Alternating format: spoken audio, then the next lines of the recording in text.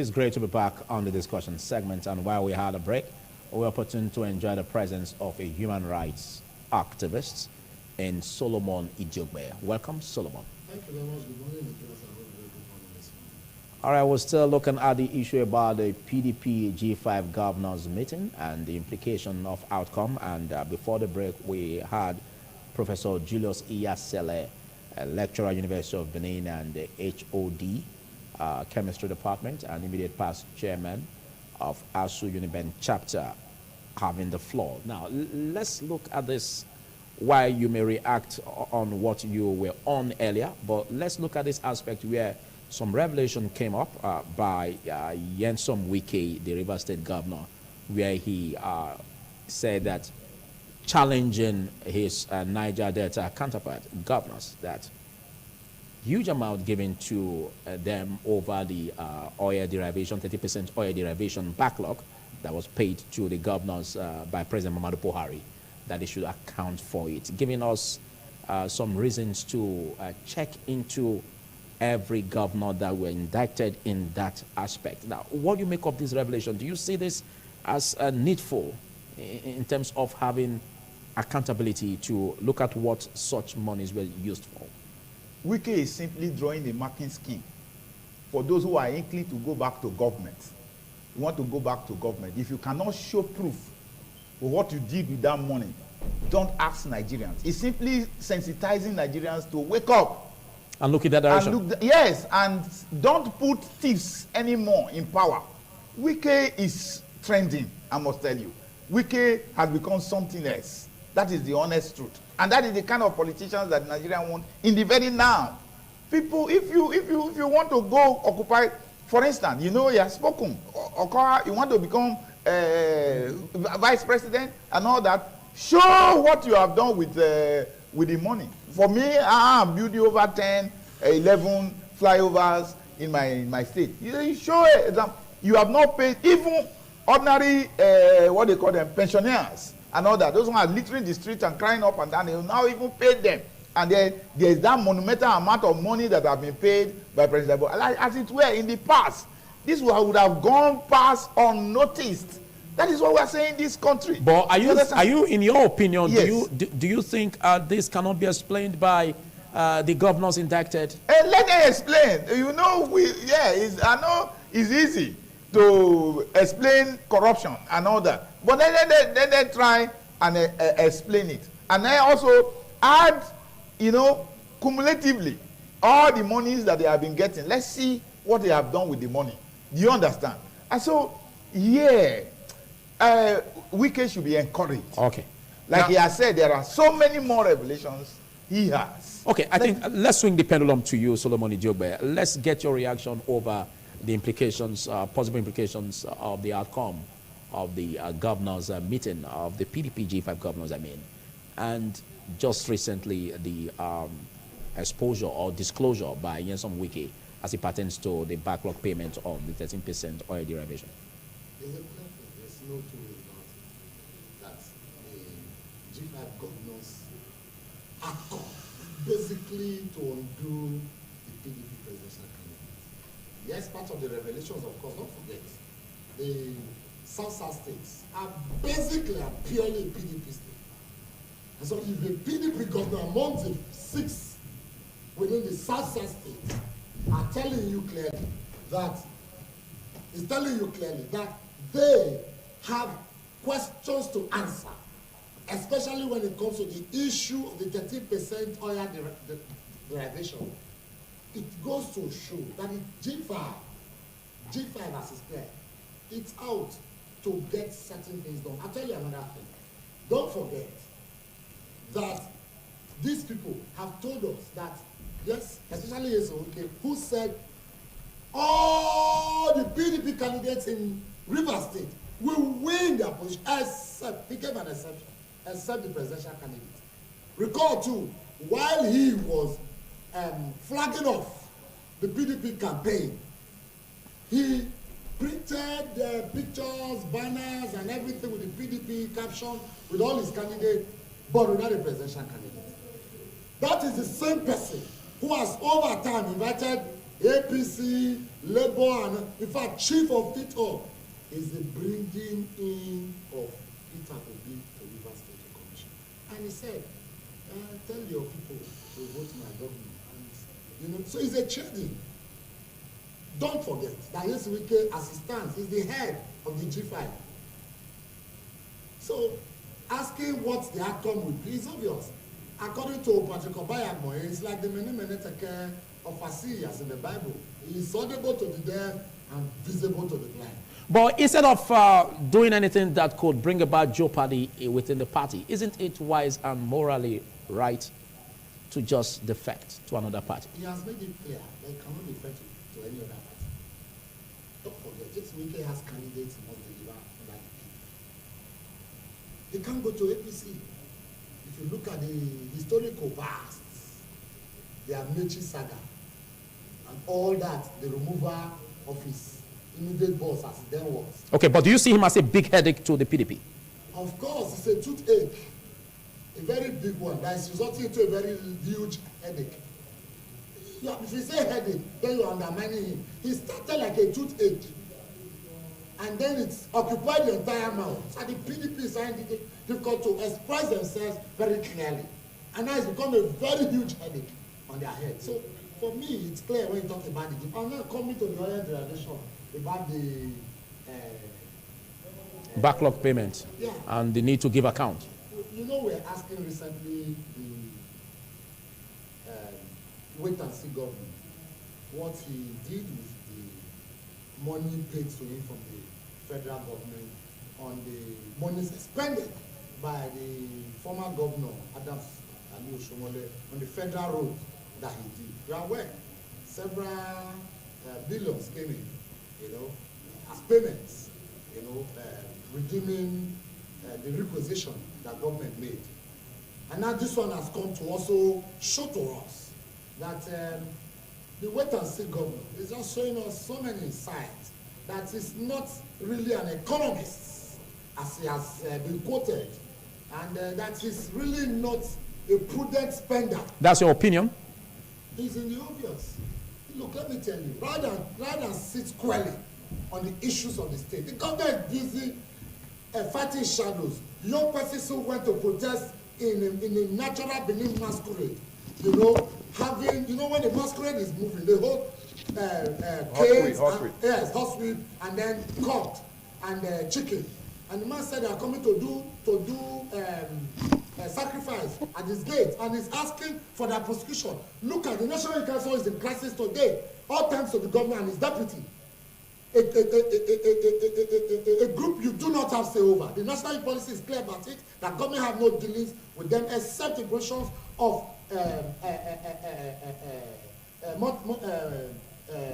subventions. But however, what we have the governor and his people doing are busy scooping, looting. No, you can say that. Well. No. I can't. No. You are entitled to your opinion, but you don't have to whip sentiments. You don't have to whip sentiments, and you should be objective. And whatever you are saying here must be verifiable. If they are not verifiable, no need to fly. No, in my objectivity, is it not true that today some 6 to 7 youths are being remanded to prison on the order of the government? Okay, but I asked you a question concerning the oil derivation, the 13% oil derivation. Now, an indictment was made or a statement was made by the Rivers State governor. It's not left for the governors indicted to reply if they want to. Otherwise, they have right to remain silent. No, we're asking him now. One of those asking, because Wike has told us. I'm an activist in the state. I'm an actor. We all are part of Edo State. We are not foreigners. And I was trying to say that I thought he was just an economist, but he has come to show to us that he has a PhD, pulling houses down in economic building of Edo State, and he's telling us that he can do better. Okay, I'll come back to you. Philip, let me say this very quickly. That Mr. Governor, I didn't expect you to be the one telling me that you got a 30, because I was in Rivers State last week. I spent the whole week in Rivers State. I saw the bridges that the man cost, 12 bridges, 12.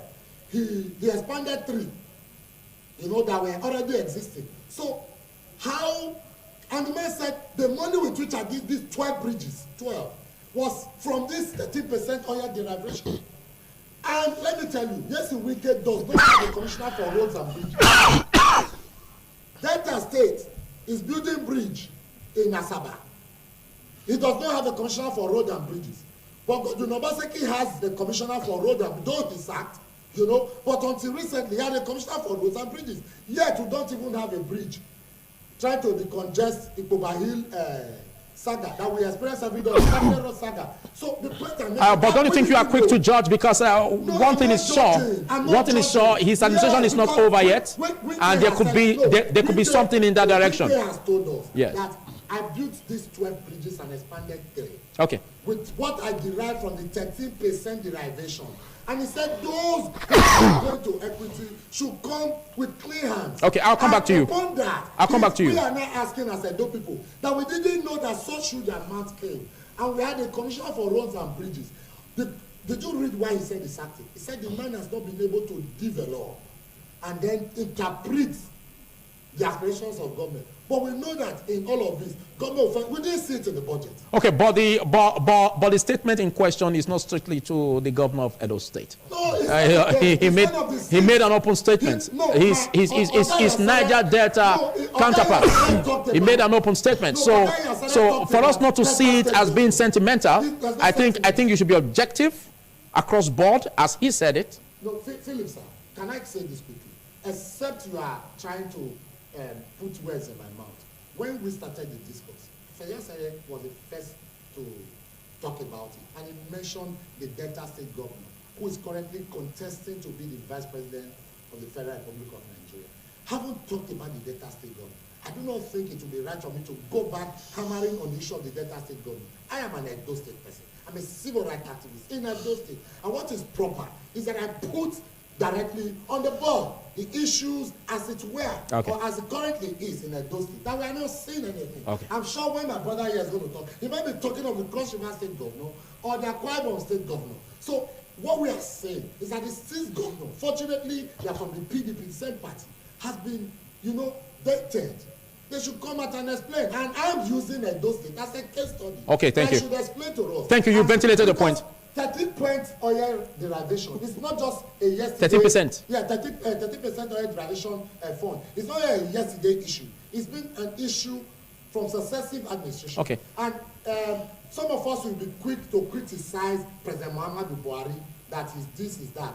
Whereas, because I've watched keenly the accusations, the tantrums thrown by Governor Godwin Obaseki at the president, talking about the issue of economic breakdown, how they have looted Nigerian, how they, that's one of his comments. Printing. Yes, that printing money was purely political, that the way APC government has led by Buhari has reduced Nigeria in the next 20 years will not recover. Yet, you have a plank in your eyes, and you're running a pet for Okay, you ventilated a point.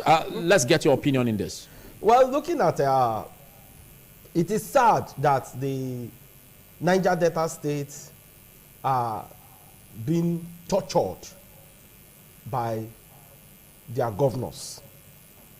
For instance, the governor of Cross River State, Professor Ben Ayade. If you go to Cross River, you wouldn't imagine what the then governor Duke did in the state. The man has done absolutely nothing. You can't say absolutely nothing. Absolutely. Absolute means Absolutely. nothing at all. Absolutely You can't say that. nothing. You can't say that. Because it's left for him to bring out what he has done so far. And he has, you can't say that just now. You can't say that just now, please. The government, the administration of the predecessor to him, that is near Imoke, recruited and employed some persons. To the best of my knowledge, about 30 lawyers. I want to speak on that. This man came and said they were not properly employed and sacked them. Pensioners in the state go to the Cross River crying. Yet you will see the man pretentiously crying on Facebook, on internet, on social media. The governor himself crying, weeping. Now money has come. The man is no longer weeping.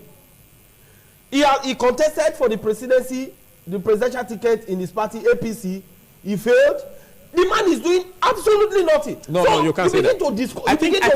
I think to guide us in this segment. I think what I expect you to say is that because you are a legal practitioner and you can't say anything when you don't have the facts or the statistics. Can I give you because there's no way you can say that his administration has not done anything, because I'm against that word absolute. You can't say that. A moderator. Now, let's look at this. Hello, Mr. Philip. I want you to be objective, please. I want you to be objective. I want to be objective. Okay. And that does not mean I should not say it the way it is. I should not exercise my common sense in whatever I say.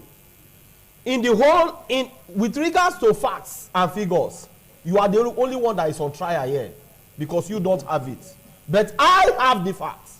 The governor has the facts. So Philip is of ITV is the only one that is on trial that does not have facts. Says you. Now, go to Cross River, for goodness sake. You wouldn't imagine that it was the same Cross River that from all over the world people were running to. Go to Tinapa and see whether Tinapa is a shadow of itself just now. The man has bought most of the land for himself, acquired most of the properties. You see him, you begin to wonder whether these people really have their people at heart. Can I give you Imagine the way Niger Delta people are suffering.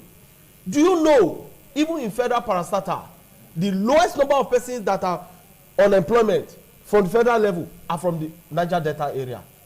You go to the states, what are the governors doing? The governors will tell you, the one year told us before his emergence, I will give 200,000 jobs. How many jobs has he given? No, he has faced instead, his expertise is on pulling down buildings. Okay, thank you. You go to Delta, the same thing.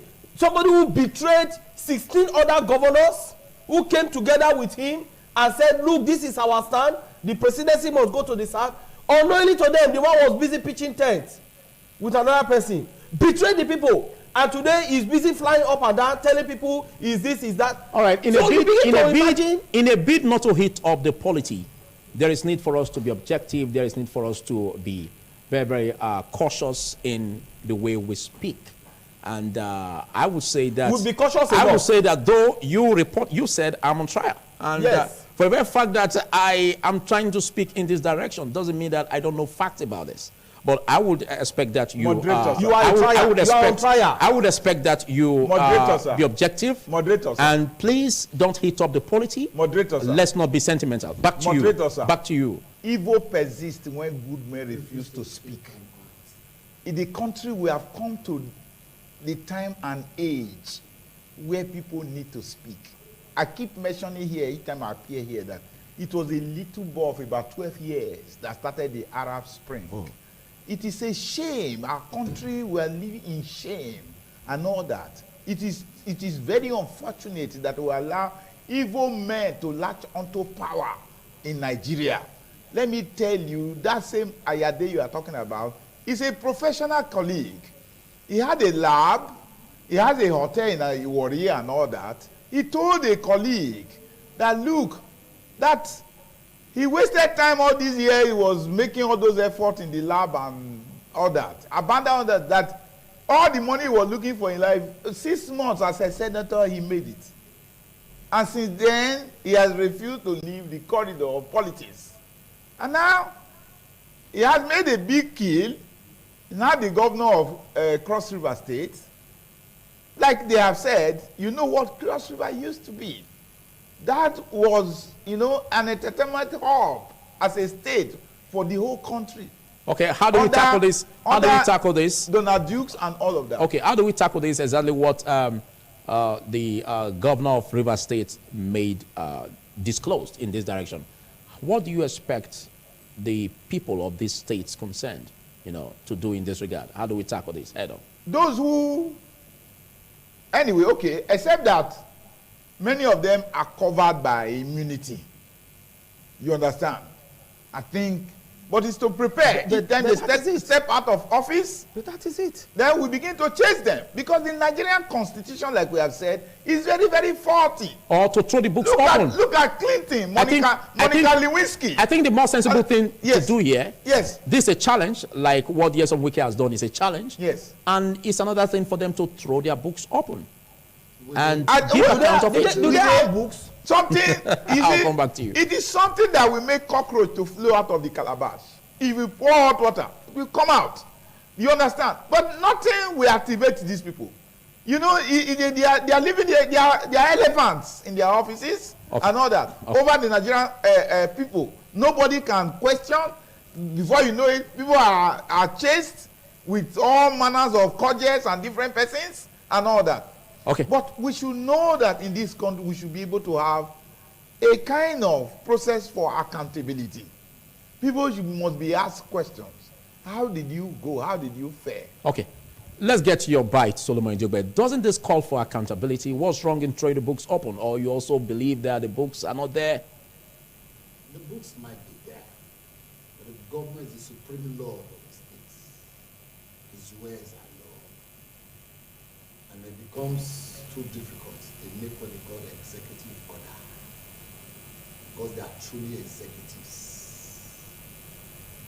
And then when you try to go to the judiciary, they turn the judiciary to a judiciary arm of government. I was trying to challenge government over certain actions that they took on. One of his rascally commissioners, who calls himself Ohogi, said we can go to courts and hire a court and name that they have over 100 commissioners in their pool, that they will spend government money and will continue to use our individual money. What a rascally talk from an uncultured and unbreeded Nigerian. But having said that, are there books? Will the Accountant General be bold enough to open the books and not use his job? Can the Auditor General be bold enough to audit clearly without sentiment?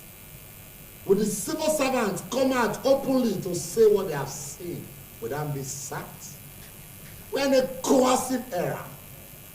We fought and fought for freedom that we refer to today as independence from the colonial masters. But we're having indigenous colonialism with draconian grip on the people. So if you ask about the books being opened, my brother, there is no book to be opened. Okay. Unless they have left office. Because someone once told us a few weeks ago that the governor is untouchable. He has immunity. If you do not take care, he can order your killing and nothing will happen. That is the country we have found ourselves. That the governors have seen themselves as untouchable. Today, our legislators have become legislators. This is a country we have found ourselves. People no longer speak. Let me tell you, maybe you are not aware, but I'll put it on record. Quote me, Solomon Njogbe said so, that the governor of Edo State is currently using security agents to hold political opponents. I'll come back to you. I'll come back to you. And that is not I'll come back to you. I'll come back to you. And that's undemocratic. I think democratic era. I'll come back to you. Let's get your viewpoints in terms of opening the books. There's no book to be opened, because already we saw EFCC giving some of them notices. They already have notice of preparation, notice to prepare to put their acts in order. That is the notice they've received. We have a specific number of governors that we have beamed our searchlight. What are you to give the man notice that you have beamed your searchlight? So already we now see a conspiracy between the very few individuals and the institutions of government against the people of Nigeria, against the people of Edo State, against the people of South, against the people of Northern Nigeria. That is what we have seen. Because these men, if a poor man, for instance, commits a crime, the man will be taken to court without notice. But here we are, they have been giving notices so that they can prepare. EFCC is dangling to this side. The other one says it's a nephew. He's dancing to the other side. We have all of these facts. We have all of that facts. It's for all of them to come together and confuse the people of Nigeria. But I tell you this morning, Mr. Philip, we refuse to be confused. The people of Nigeria, someday we get the liberty we are looking for. Well, it's a critical time we are in, and just less than 100 days to the election. We also have reports where the Nigeria Financial Intelligence Unit, the NFIU, flagged suspicious transactions between January to March 2022 as to be over the tune of 150 trillion naira. And this is quite a sharp increase as against what was captured last year, 2021, in the first quarter, which was 108.5 trillion naira. This is bringing out an increase of about 42 trillion naira, that are suspicious. And this is coming on the heels of the EFCC and even the NFIU saying that they've intensified surveillance on the spending of political parties and their candidates, the 2023 election. And you agree with me that a huge amount of money, the electoral process is being monetized. And we have the Electoral Act. We have that of the 2010, then the 2022. Now, how do we tackle this aspect of, making the Electoral Act functional against those who exceed their limit? Because we have a challenge where it seems, except you clarify, it seems that even the 2022 Electoral Act is silent about report obligation on the part of the candidates. Yes, the act is silent because that function has been given to another institution and not to INEC.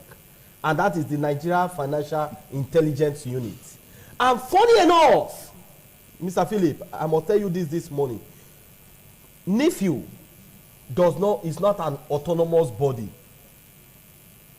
The law that creates NIFU does not make it an autonomous agency.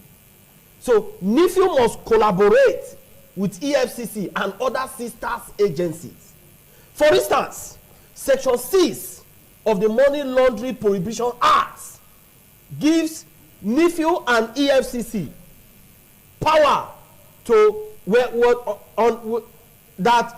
when they suspect any account or transaction, they can put what is called the stop order. But NIFU cannot do that alone. It must be in collaboration with a sister agency. So you now see, this is another jamboree of distraction. These men have come up with another issues to distract Nigerians. To my mind, that is what they have done. If an act, a law gives you power to place a stop order, why not quietly go and place that stop order on that suspicious account? Why are you not giving notice to this man that we suspect this, we suspect that, we are going to do this, we are going to do that? Does the law that creates it say you must make an announcement of notice before you carry out your actions? So you now see the distraction. But the aspect where even the party candidates, don't have any electoral, any provision of the law or the Electoral Act, are them over the ceilings of the amount they can spend, gives us a problem. Because now we have a challenge where for that of the presidency, for instance, we have 1 billion, or rather 5 billion, that they shouldn't exceed. And then that of the governors, 1 billion. But what do you make of this in terms of having transparent ways of tracking when they exceed it and making sure that they are brought to book in this direction? How would they be able to track when they exceed? When the man invites his party members or loyalists into his bedroom and gives them money, will EFCC go and track that money? So see, the laws are just there, and the hands of the laws are tied towards the back. And that is where we find ourselves. Corruption, the head know that the day they want to stop corruption in Nigeria, it must start from them.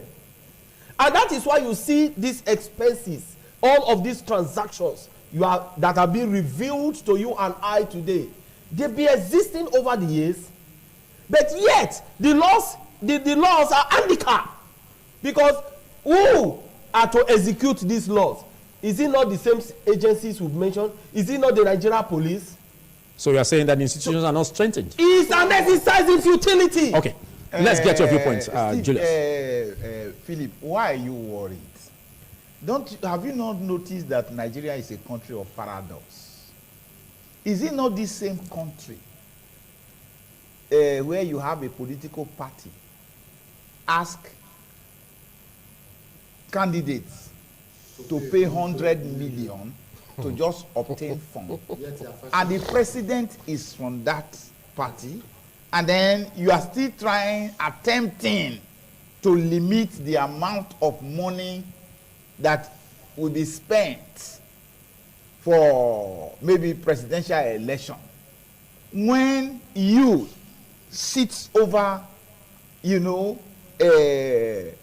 corruption. The pot of corruption. Yes. You are a member, you are the head of the party, as it were. The president of the country, and then people are using 100 million to collect funds. And just think back how many millions or billions were raised from that exercise alone. And you are still talking. You see, such laws are activated when you are looking for stone to stone Stephen, as it were in the Bible. You understand? It is meant for some persons, and not when they are looking for a way to now disqualify some candidates they cannot stop. They activate such laws. That is the attempt they are trying to make. It's not as if, there are laws in this country. It's implementation that is the problem. They will implement it for some people. At the end of the day, it will be implemented for some. But however, let me ask you, is it also written in Sharia law that it should happen? Because the man from somewhere will say, I'm a Muslim. I'm guided by the Sharia law. So why are you applying this? That is the country we have found ourselves. Are you saying it's a hopeless situation? Very hopeless. Long time before now. Very hopeless. That is just it. BID, brought in dead. That is the situation that we have here. Well, I don't know if you will make things better or you will make it worse in terms of what I expect you to say. Although you are entitled to your opinion. No. That's why I said you are entitled to your opinion. But I think we are looking in the direction of how to make things better. I believe that you are an optimist, not a pessimist. And I want you to speak. No. I want you to speak. I want you to speak in the direction of bringing hope to Nigerians and giving the electorate the power that they have and deserve in this regard. What you have just done is not different from the executive orders that the government give. Because you already directed me to speak optimistically.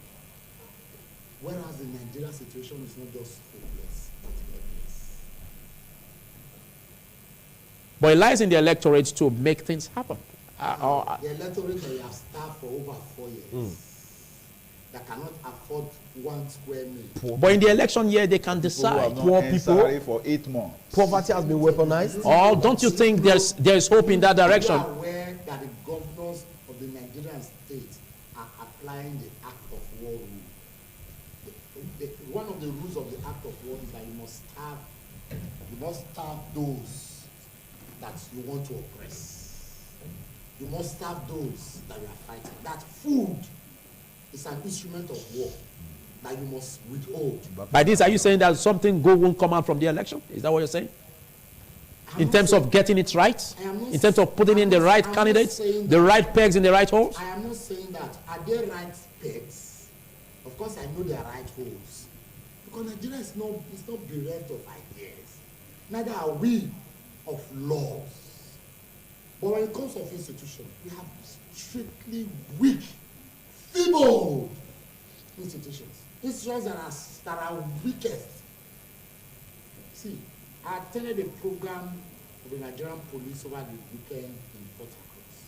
My brother, at the end of that program, I concluded Nigerian police is the most corrupt institution in the world. No, you can't say that. You can't say that. Yes. But Please, I have an issue. I have an issue with the way you present matters. In public domain. Now, this is. Excuse me. I said I attended a program organized by the Nigerian police. Yes, but I will expect you to be polite in your presentation. Please. A situation where you tell participants that on arrival you present accommodation, feeding, and transportation allowance for them for 3 days, and then when they get there, you are telling them to go sort themselves out in a state that is not their own, and you brought people from far and wide, and until the end of the program, the IGP and the DIGs were still giving stories. What will be my conclusion, Philip? Okay, So, back look, to the subject. Back to the issue. But it is not difficult for them to listen to the orders of the governors. Because by the laws, by the Police Act, police is the lead agency in terms of tackling issues in the states. And then we were talking to one of the commissioners recently. He said Section 215 gives them the power to listen. And we said, read the Section B. So, point being made here is that we are in a state where people do anything. Nigerian government share, not just share, but manufacture poverty and share. I'll give you an instance. The president that they are saying is not good, though I have my very many issues with Mr. President, because it's unfortunate that Nigeria is almost like a country that has a sleeping president. No, you can't say that. I said almost. You can't say that. See, Philip, sometimes Yeah, no. But you don't expect me to play cool with you if you are raising sentiments. No. But don't you think you can make brilliant statements without throwing fossils, Yes. without throwing stones? Okay, I have not thrown stones, but let me tell you, the same is happening. Everybody is throwing stone in Nigeria. Even the I must say the three of you are throwing stones. Even presidency is throwing stone at the citizens. Sometime in recent past, there was what they call lockdown in Nigeria. And then a word came in that became a very common word even amongst kids, that they now refer to Indomie or noodles as palliative. The federal government provided palliatives, and our governors stopped them, giving a bad name. Okay, what's the way forward? What's the way forward in 1 minute? Wait for in 1 minute. I'm here 1 minute, Mr. Philip. But you understand what I meant? And you understand what I mean too. You see, giving the way forward, Nigerian government must be ready to be accountable. The man who said he's fighting corruption must be seen showing the lead way towards fighting corruption. Like Yasara said here, that in this country we had a party who said they have come to fight corruption, yet their party nomination ticket was the highest in the history of the world, 100 million. And they raked in so much money. That same party is the same party that is not trying to awaken. Let me tell you, Philip, it is not just new, the issue of benchmark of expenditures by political parties in the Electoral Act. It's not new. It's been there. Okay. So if we are talking about this, in finding a way forward, the Nigerian people must wake up. And they must wake up now and continue to ask questions. Not just questions, right questions. And the governors and the leaders who have turned themselves to leaders rather than leaders of this country should also be ready to answer the questions rather than coercing the people to do their bidding. They must stop sharing, manufacturing and distributing poverty. They should begin to encourage the people to distribute rightly. Thank you, Solomon. To distribute INEC card. Thank you, Solomon. Rather than asking INEC to continue to ask us to come and I'm thanking you the third time. Thank you, Solomon. Your final words on this in 1 minute. Well, show me the foundation of correction. Show me the foundation of good life. Show me the foundation of hope, like some people are claiming now, that hope for Nigeria. Show me the foundation of change that they once told us in 2015. Show me the foundation of good things to come to Nigerians. Until I see that, Nigeria will remain hopeless. Wow. Your final words on this? My final is that Nigerians should rise and take their country back. Why? For me, from the issues that are presented before the election, I continue to do my cry in the rain. Well, we have a great country and Nigerians are great people. We are dynamic and we can make a change. And that change is in our hands to do the needful in the right direction. We must be positive. We must think rightly. We must not be pessimists, but be optimists. I need to say that as a presenter on the show. Big thanks, Solomon Idiogbe, for taking out time part of this. Julius Iyasele, professor and HOD Chemistry Department, Uniben, and immediate past chairman, ASU Uniben chapter. Big thanks to you, erudite legal practitioner, and you've always had the opportunity to be here, and I must say that I enjoy your dexterity and your skill in all of this. It's a Big pleasure, thanks. yeah. This is much you can take on this. Has been TMI with yours sincerely, Philip Omo Gupon. Don't fail to join us tomorrow, Wednesday, with Evans Onokogie.